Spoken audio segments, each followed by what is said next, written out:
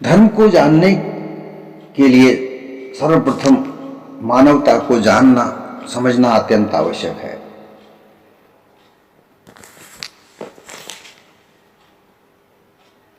विश्व भर में अनेक धर्म हैं और प्रत्येक धर्म के धर्म संचालक भी हैं।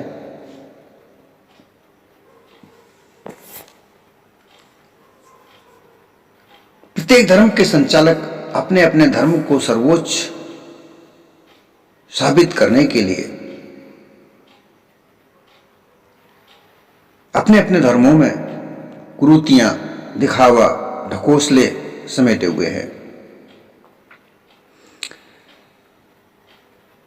इन कुरीतियों से, ढकोसलों से, दिखावों से, छल कपट से एक दूसरे को, धर्म को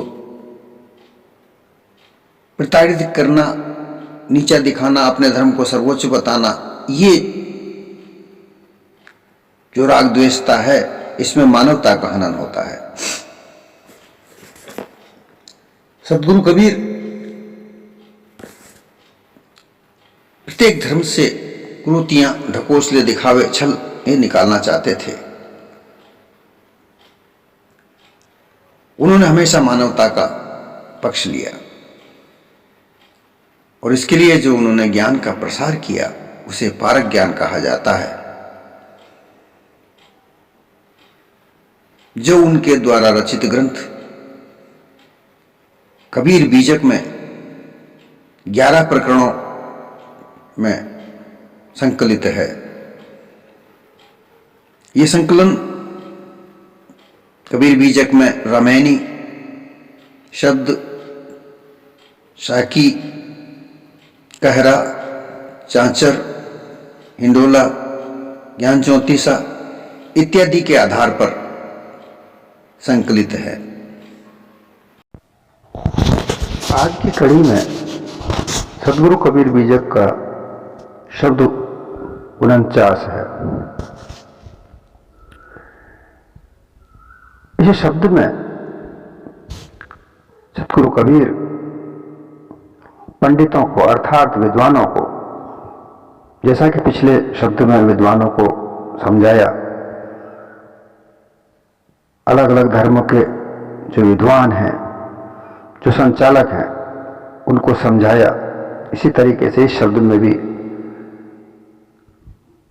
वो समझाकर कहते हैं कि तुम उस निर्वाण पद को जानो, समझो कि क्या है। जिसे तुम आज तक कहते आए हो वह तो एक अनुमान है, लेकिन तुम अच्छी तरह से समझो कि निर्वाण पद क्या है।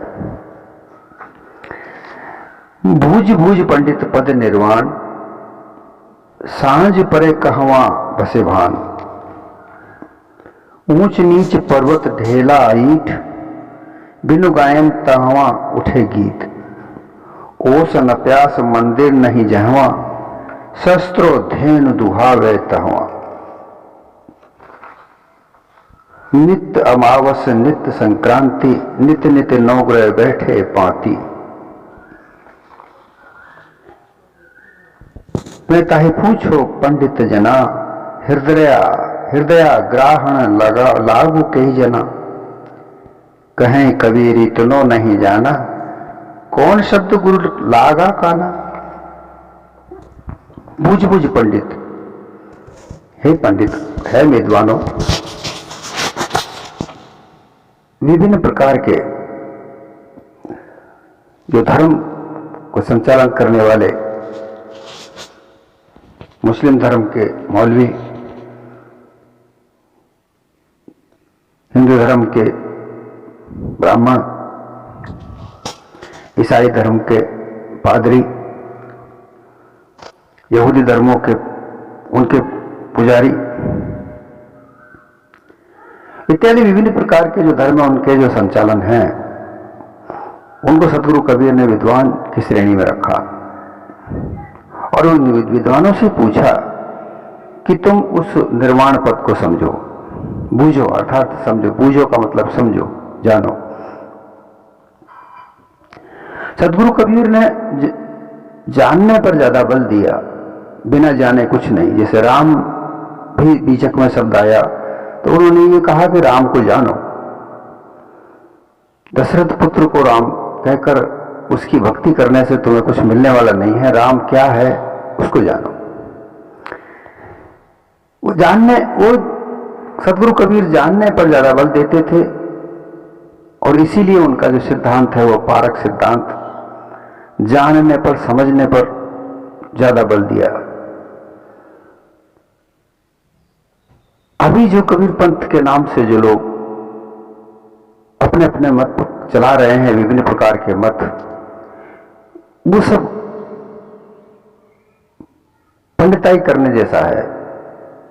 जो यथार्थ सदगुरु कबीर का जो ज्ञान है वो पारक ज्ञान है, उसमें जानने पर ही बल दिया जाता है। सत्य क्या है, असत्य क्या है, बस ये जान जाओगे। बंधन क्या है, निर्बंधन होना क्या है, बस ये जान जाना है। आगे जन्म हुआ, जन्म होने के बाद मर जाओगे, यह इतनी सी मानव देह की जीवन है।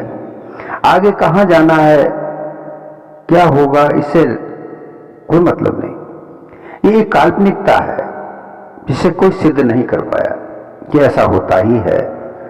विभिन्न प्रकार के ग्रंथों में लिखकर जो मान्यताएं मानी हैं, यह सब काल्पनिकता है। कहते हैं कि कर्मों के अनुसार उनको आगे जन्म मिलता है, ये कोई प्रमाणिक नहीं है। जो भी कुछ होता है वो यहीं होता है। ये मानव देह जन्मा, एक दिन ये जन्म और मरण, दो ही दिन तो मुख्य है, एक दिन जन्म और एक दिन मरण। मरने के बाद कहां जाएगा, क्या होगा, इसका कोई पता नहीं। लेकिन महत्वपूर्ण यह है कि इस मानव देह में रहकर, मानव जीवन में रहकर वो क्या करता है, उसी से उसको इस जीवन में उसके जीते जी ही फल प्राप्त होता है। मान सम्मान अपमान, तो सभी तरीके की जो मान्यताएं हैं, जैसे अपमान होना, मान सम्मान मिलना, उसकी जीवन में बहुत सारे कष्ट आना, ये सब इस मानव देह के में ही रहकर ही प्राप्त होता है। और वही कर्मों का फल यहीं पर प्राप्त होता है, कहीं अन्यत्र नहीं। तो सदगुरु कबीर कहते हैं कि जो तुम निर्वाण पद की जो बात करते हो, अलग अलग धर्मों में, अलग अलग मत में, अलग अलग प्रकार के, वो निर्वाण पद तुम्हारा काल्पनिक है, लेकिन तुम असल में जो निर्वाण पद है उसको समझो, पूछो क्या है। सांझ परे कहाँ बसे भान, सूर्य जो है शाम पड़ती है तो वो कहां छिपता है, जरा बताओ। सूर्य छिपने की जो बात है,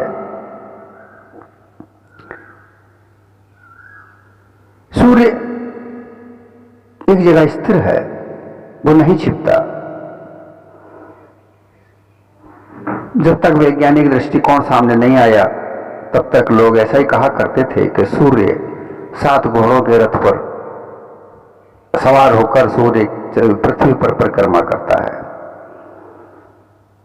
लेकिन इस मान्यता को भी वैज्ञानिक लोगों ने असत्य साबित किया, और जिस महाविज्ञान वैज्ञानिक ने इस तथ्य को असत्य साबित किया, उसको रोम के अंदर चौराहे पर फांसी दी गई थी, क्योंकि उसने ये सिद्ध किया था कि पृथ्वी चक्कर काटती है।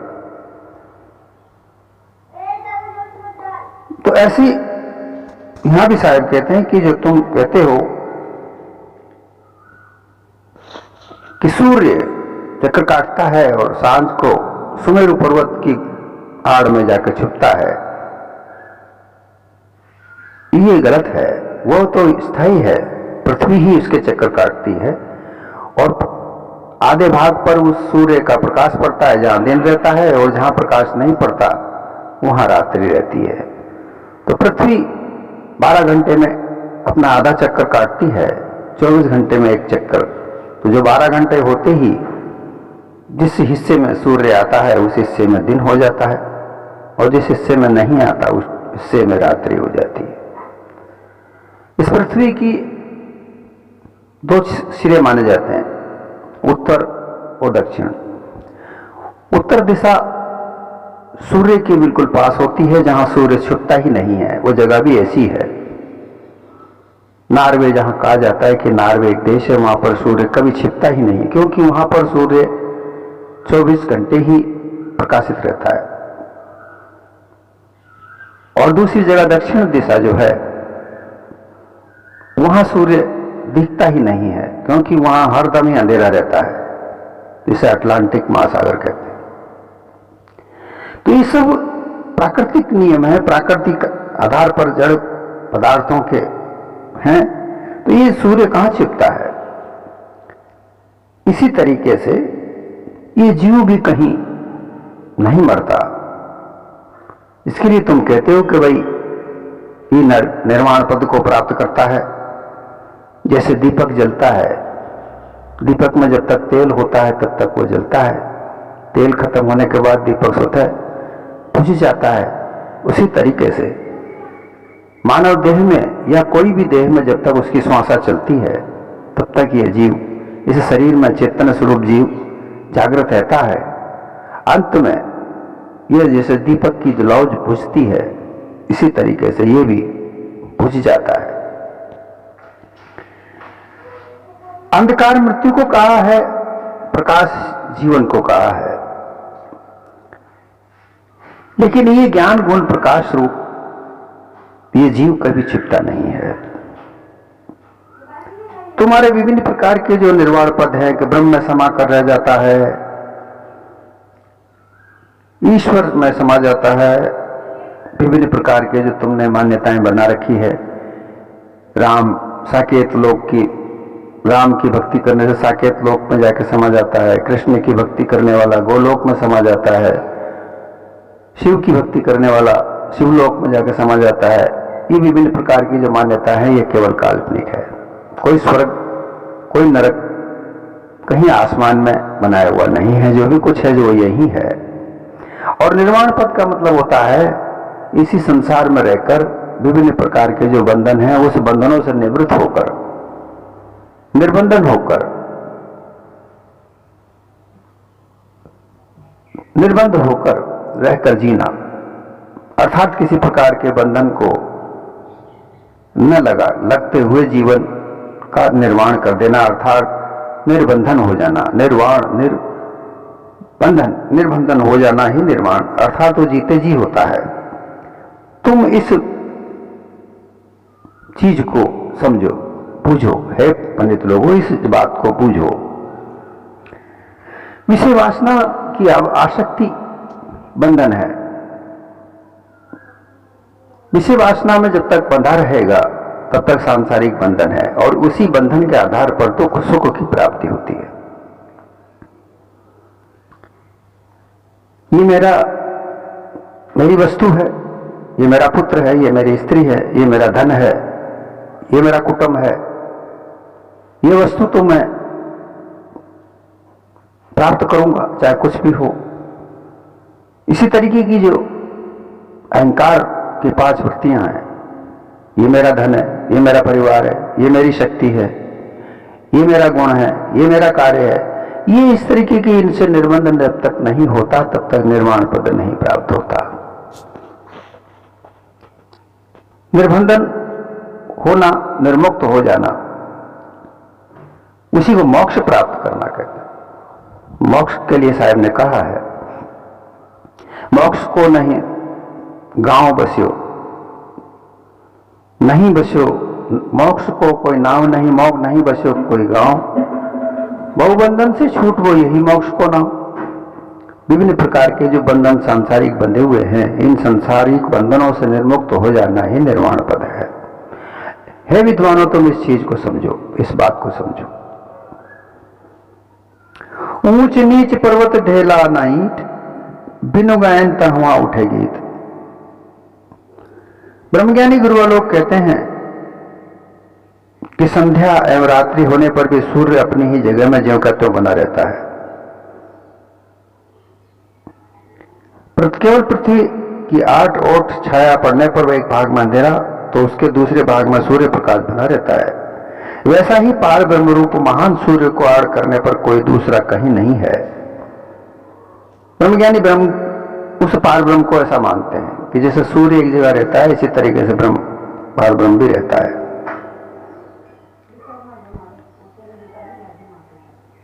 क्योंकि स्वजाति विजाति स्वगत भेद से वह सर्वथा रहित है, अतः ब्रह्म से ऊंचा और कोई नीचा कोई नहीं।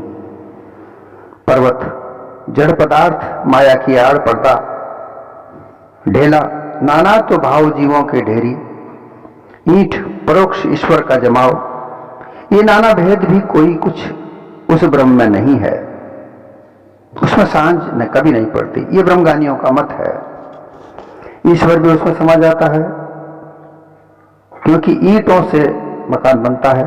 इसी प्रकार से विभिन्न प्रकार के ईश्वरों का परोक्ष रूप से जो माने जाते हैं परोक्ष, वो विभिन्न प्रकार के जो ईश्वर हैं, जैसे अल्लाह, खुदा, गौड़, ये सब उस ब्रह्म में समा जाए, इकट्ठे होकर उस ब्रह्म रूपी इमारत का निर्माण करते हैं।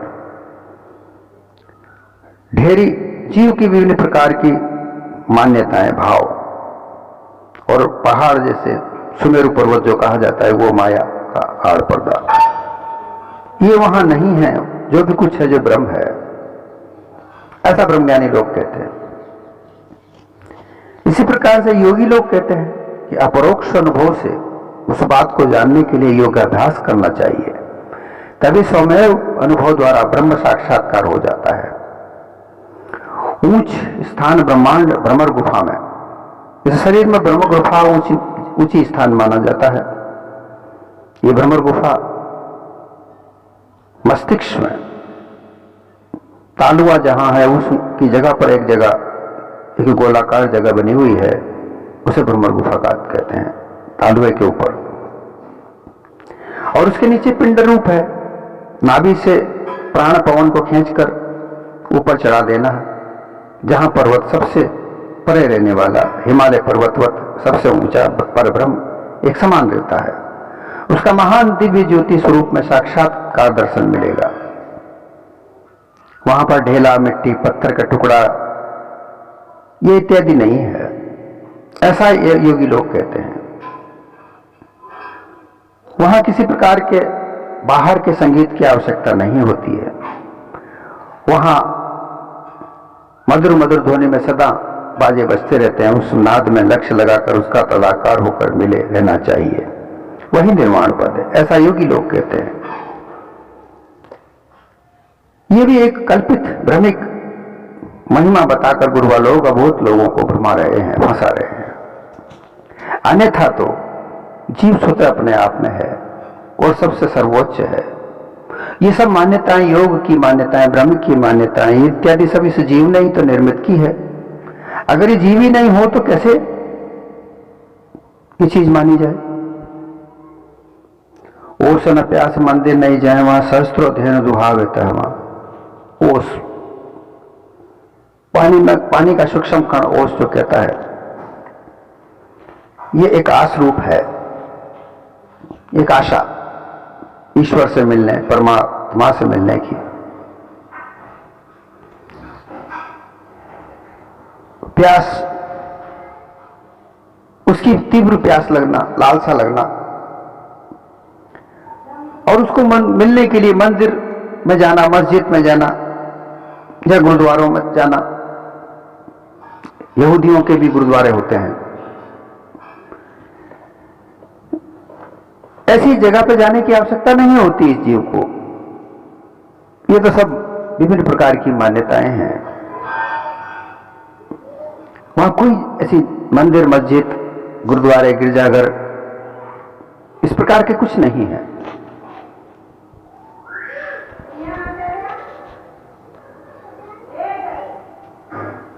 वहां सहस्त्र दल कमल में सहस्त्रों धेनु, काम धेनु गो के समान सहस्त्रों श्रुतियां, अर्थात सहस्त्रों धेनु दुहावे, अर्थात वहां पर सहस्त्र श्रुतियां वेद मंत्र के द्वारा की तरह विभिन्न प्रकार की गायन विद्याएं उच्चारण होती रहती हैं। कहां? सहस्त्र दल कमल, जो मस्तिष्क में ऊपर कमल बताया गया, उस कमल में पुरुष का स्थान बताया गया है, महापुरुष का, वो परमात्मा पुरुष श्वेत रूप का जो बताया गया है, वहां पर ऐसी महिमा बताई जाती है कि समागान सामगान जहां होता रहता है, जिसे नेति नेति श्रुति कहकर पुकारा जाता है, ये महिमा काल्पनिक वाणी सुनाकर अबोध लोगों को भुला रहे हैं। नित्य अमावस, नित्य संक्रांति, नित्य नित्य नवग्रह बैठे पाती। अमावस, अमावस का मतलब होता है 12 अमावस्याएं आती हैं।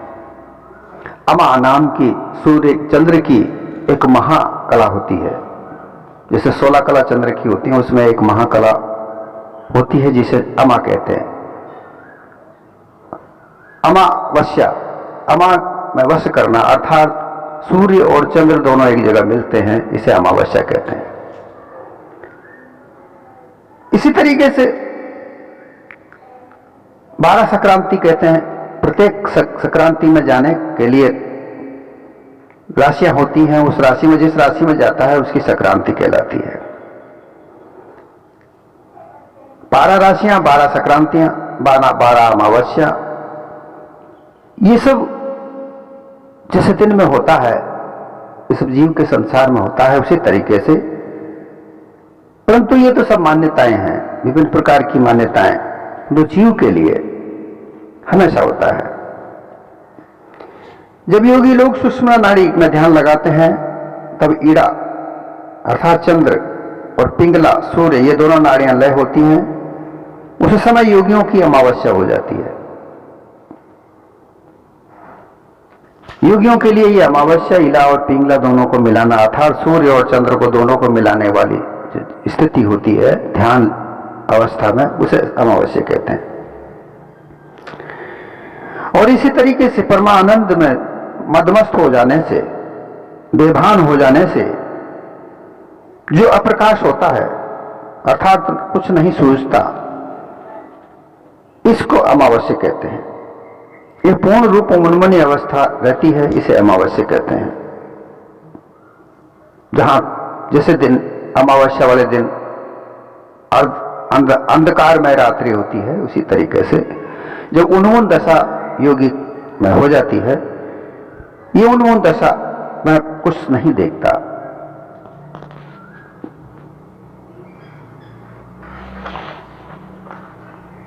मैं ताही पूछूं पंडित जना, हृदय ग्रहण लागू कई खना। चंद्र ग्रहण, सूर्य ग्रहण जो लगते हैं, देवता इत्यादि ग्रह लगते हैं, इनको इनके भय से डरा डरा कर ये ब्राह्मण लोग, पंडित जन लोगों को ठगते हैं। सतगुरु कबीर कहते हैं कि तुम्हारे भी तो लगे हुए हैं ग्रह, ये तुम नहीं जानते। ग्रहण का मतलब है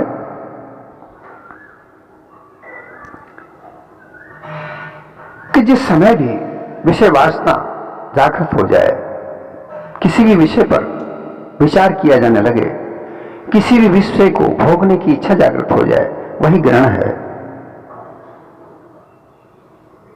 विदेह मुक्ति और जीवन मुक्ति, विदेह मुक्ति में भी यह बात बड़ी सचेत रूप होकर, प्रचेतन होकर जांच लेनी चाहिए। विदेह मुक्त संत होते हैं, उनमें भी ये किसी भी क्षण लग सकती है, तो संत को भी जागृत होकर रहना चाहिए। विषय वासना की इच्छा निमित्त जागृत होना ही ग्रहण लगना हो जाता है। जीवन मुक्त में तो और भी ज्यादा होता है। जीवन मुक्त जो सांसारिक लोग होते हैं, जो जीवन में विभिन्न प्रकार के बंधनों से मुक्त होकर गुरु भक्ति में लगे हुए हैं, जिनको साधु कहा जाता है, वो भी इस ग्रहण से बचे रहने के लिए जागृत होना चाहिए। योग मार्ग में इसके लक्षण बताए गए कि जिस समय ईड़ा नाड़ी से कुंडलिनी के स्थान में प्राण आता है, उस समय चंद्रग्रहण कहा जाता है। और जब पिंगला नाड़ी से प्राण कुंडलिनी के स्थान में आता है, तब सूर्य ग्रहण कहा जाता है। इस प्रकार योगियों के नित्य चंद्र ग्रहण और सूर्य ग्रहण हुआ करता है, ऐसा अनुमान करके योगी लोग माने हुए हैं। ये सब अज्ञानता के धोखा है। इन अज्ञान के धोखे से तुम कब निकलोगे? तुम्हारे तो ग्रहण लगे हुए हैं, इनको तुम जान ही नहीं पाए। इनको समझो, हे पंडित जनों, इनको समझो। कहें कबीर इतनो नहीं जाना, कौन शब्द गुरु लागा काना।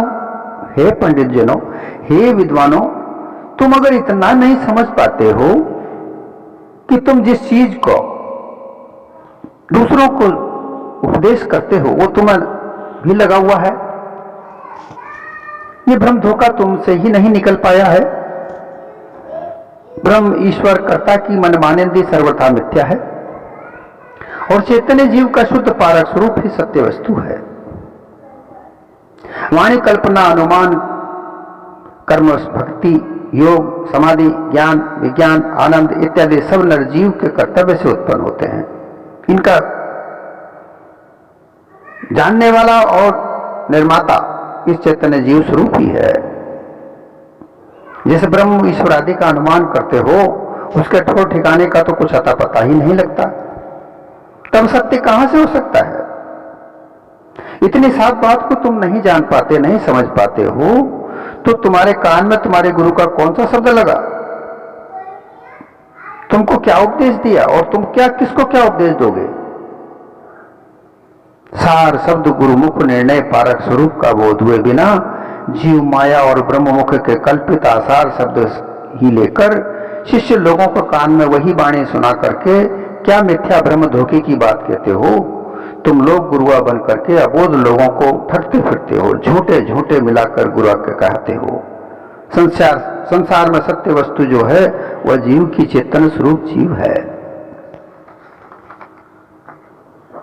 सब बाकी कल्पना सत्य है।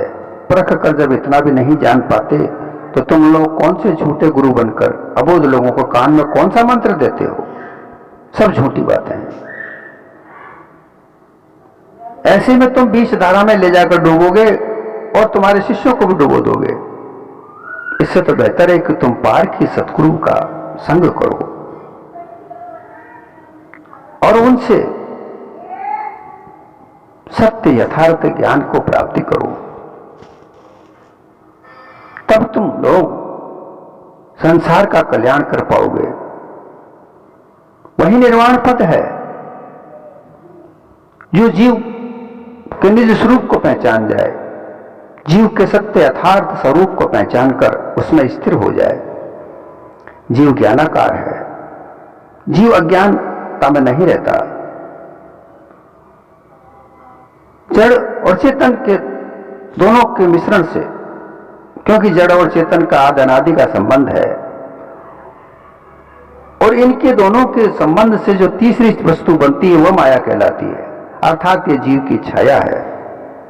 और इसी को माया बना करके और इसी में तुम अपने आप को लगाकर ग्रहण करते हो। यह ग्रहण तुम्हारे साथ लगा हुआ जो कभी नहीं छूट सकता। अगर ये छूटता है तो केवल पारक बोध के आधार पर ही छूट सकता है। यह ग्रहण तुम तो दूसरे लोगों को तो ग्रहण का आधार लेकर उनको ठगते हो, लेकिन तुम खुद ठगाए हुए हो। यह ग्रहण तुम्हारा पूरी जीवन भर नहीं छूटता। अगर इसे छुटाना है तो पारक बोध को प्राप्त करो। बिन पारक बोध के ये तुम्हारा ग्रहण छूट नहीं सकता। ये ग्रहण छूटने पर ही निर्वाण पद प्राप्त होता है और निर्वाण पद कहीं मरने के बाद नहीं, जीवति प्राप्त होता है।